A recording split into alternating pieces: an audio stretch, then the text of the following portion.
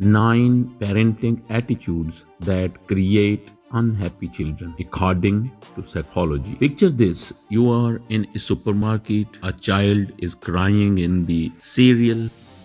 A parent whispers sharply, "Stop it right now." People stare.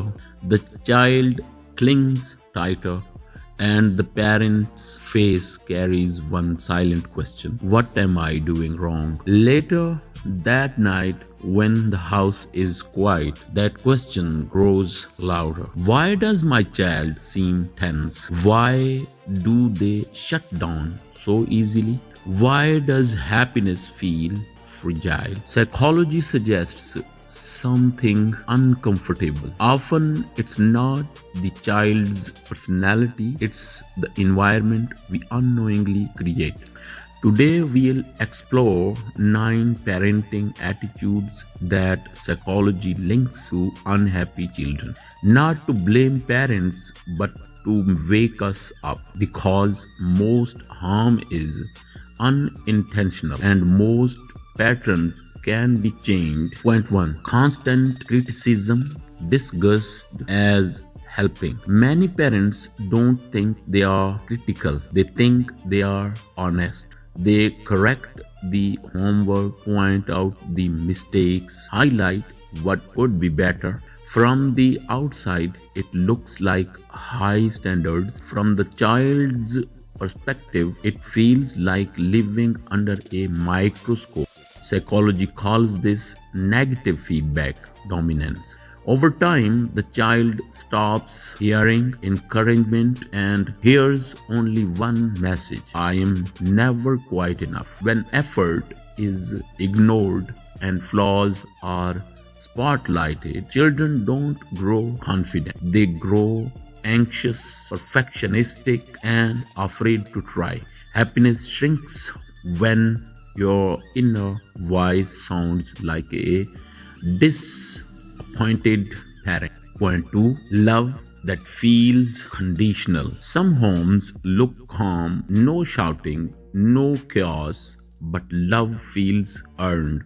More warmth on good days, distance on bad days. Psychology calls this conditional regard.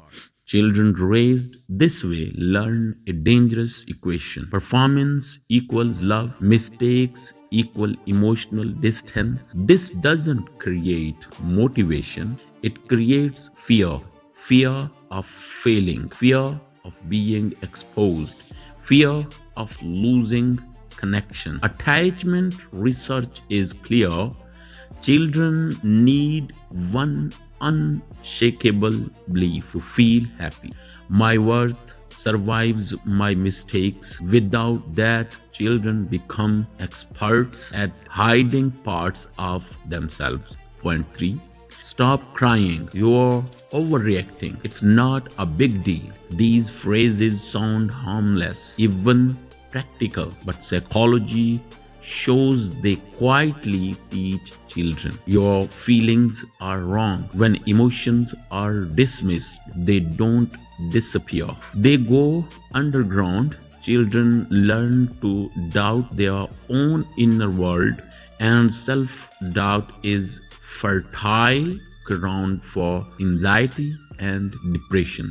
Emotionally healthy children are not the ones who don't feel deeply. They are the ones whose feelings were named, accepted, and guided. Validation doesn't mean agreement, it means acknowledgement. Point 4: over control and lack of autonomy. Some parents run homes with perfect structure, schedules, rules, decisions already made. This intention is safety and success. The side effect is emotional suffocation. Psychology calls this authoritarian control. Children raised this way often look obedient, but inside they feel disconnected from themselves. Self determination theory tells us something crucial. Human happiness requires autonomy. Children need to make small choices and small mistakes to grow into emotionally stable adults. Too much control turns life into a corridor, not a landscape. Point 5. Emotional absence. A parent can be physically present and emotionally unreachable. Eyes on phones, minds elsewhere. Children experience this as invisibility. Psychology calls connection attempts bids. When bids are constantly missed, children stop bidding. They stop sharing, they stop reaching, they stop expecting. This doesn't create independence, it creates quiet loneliness. Even 10 minutes of fully present attention a day can reshape a child's emotional world. Point 6. Using fear, shame, or guilt. Fear works, shame works, guilt works, but psychology is clear. They work against happiness. Threats create obedience, not values. Shame creates complaints, not confidence. Children raised on fear don't learn self respect, they learn anxiety. Many good kids are not happy kids, they are kids who learned early that love feels tense. Discipline rooted in fear builds silence. Point 7. Comparing siblings. Why can't you be like your brother?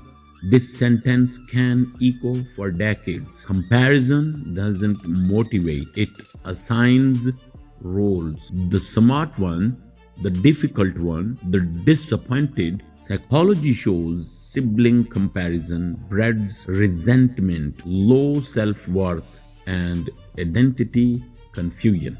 Happiness grows when children are compared only to their own progress, not someone else's strengths. Point 8. Never apologizing or repairing. Parents will lose control sometimes, that's human. What matters is repair. Children don't need perfect parents, they need accountable ones.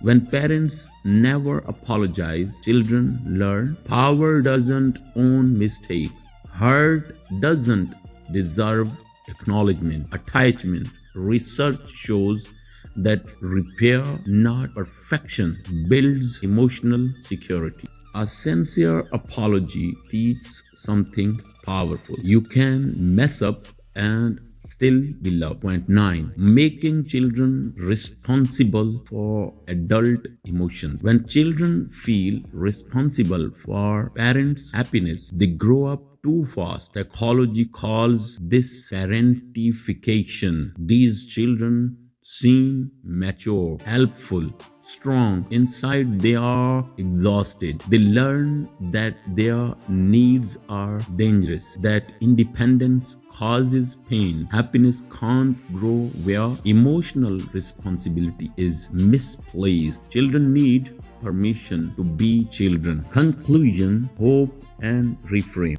If some of these felt uncomfortably familiar, that doesn't make you a bad parent. It makes you human. Psychology offers good news. Relationships are flexible. One apology can soften years. One moment of presence can rebuild trust. One change in tone can change a child's inner voice. Awareness isn't condemnation, it's an invitation to parent a little more consciously, to love a little more safely, and to raise not just successful children but emotionally happy ones. If you found something valuable in this video, please subscribe, like, and share. Thank you for watching. I'm Mr. Hussain, and I'll see you in the next